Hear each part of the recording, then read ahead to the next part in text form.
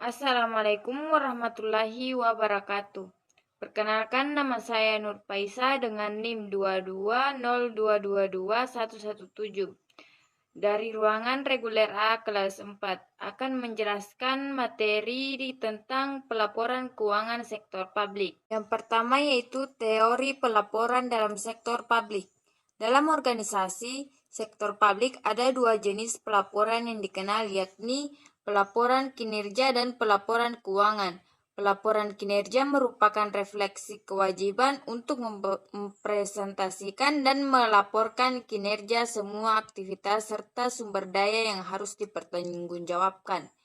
Pelaporan ini merupakan wujud dari proses akuntabilitas. Entitas yang berkewajiban sebaiknya membuat pelaporan kinerja ke organisasi sektor publik adalah pemerintah pusat, pemerintah daerah, unit kerja pemerintah, unit pelaksanaan teknis, LSM, partai politik, yayasan, dan organisasi sosial kemasyarakatan lainnya. Pelaporan tersebut diserahkan ke masyarakat secara umum atau Dewan Perwakilan Rakyat sehingga masyarakat, anggota DPR, konstituen, atau masyarakat dampingan dapat menerima.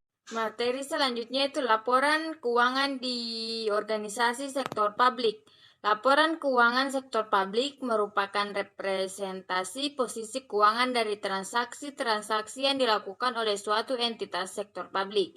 Tujuan umum pelaporan keuangan adalah memberikan informasi mengenai posisi keuangan, kinerja, dan arus kas suatu entitas yang berguna bagi sejumlah besar pemakai untuk membuat dan mengevaluasi keputusan mengenai alokasi sumber daya yang dipakai suatu entitas dalam efektivitasnya guna mencapai tujuan. Nah, selanjutnya yaitu mengenai siklus akuntansi keuangan sektor publik. Adapun siklus akuntansi keuangan sektor publik yaitu terdiri yang pertama transaksi, yaitu persetujuan jual beli antara satu pihak dengan pihak lain. Yang kedua yaitu analisis bukti transaksi, yaitu disertai dengan buku pendukung yang berisi informasi tentang kegiatan transaksi tersebut. Dan yang ketiga yaitu mencatat data transaksi, yaitu dari analisis bukti transaksi tersebut akan dilakukan pencatatan atas transaksi yang telah terjadi.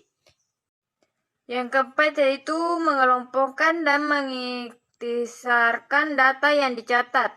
Dalam buku besar terdapat daftar nama, kelompok, akun yang ada pada suatu organisasi.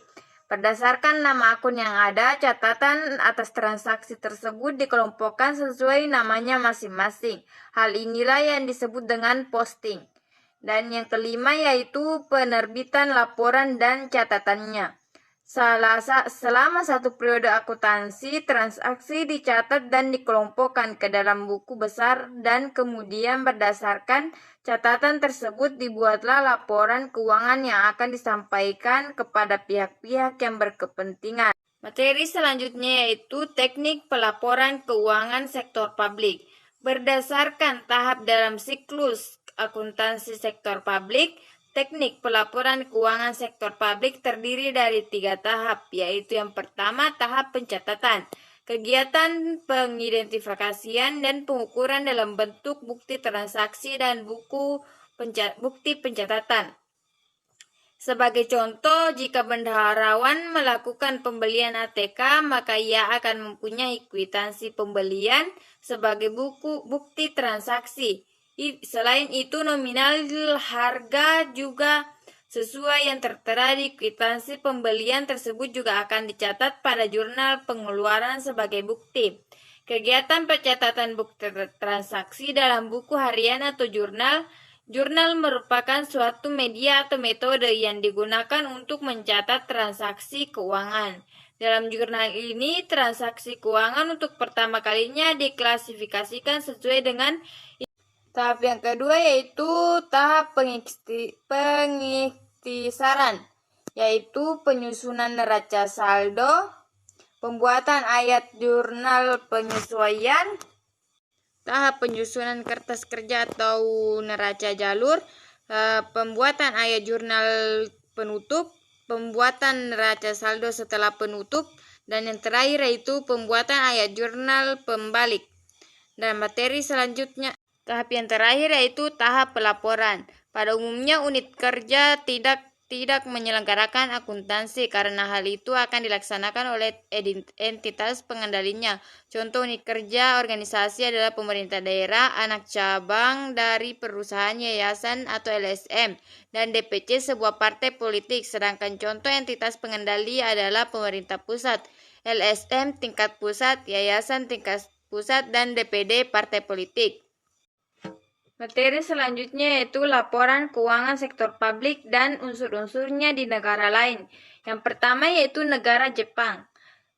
Hingga kini pemerintah Jepang hanya menggunakan laporan pemerintahan dan pengeluaran kas untuk menghitung pengelolaan keuangan. Yang pertama itu laporan neraca publik, yang kedua ruang lingkup neraca publik, yang ketiga tanggal neraca publik, yang keempat aset, dan yang kelima utang. Laporan biaya administrasi, laporan pengeluaran tahun berjalan, yaitu terdiri dari biaya operasional, peningkatan bonus yang diharapkan yang tidak terpenuhi dengan cadangan, dan yang terakhir yaitu peluang. Isi spesifik dari pernyataan ini adalah biaya administratif pada laporan laba rugi lembaga-lembaga independen dan pendapatan lain-lain berasal dari bantuan yang lebih sedikit ketimbang untuk biaya operasi. Negara selanjutnya yaitu India. Pelaporan keuangan di India meliputi rekening penerimaan modal, rekening pembayaran modal, dana kontingensi, rekening penerimaan pendapatan, rekening pengeluaran pendapatan, rekening penerimaan publik, rekening pengeluaran publik, penerimaan belanja negara bagian, pengeluaran biaya untuk masing-masing departemen. Baik, itulah tadi materi yang sempat saya sampaikan tentang laporan keuangan sektor publik.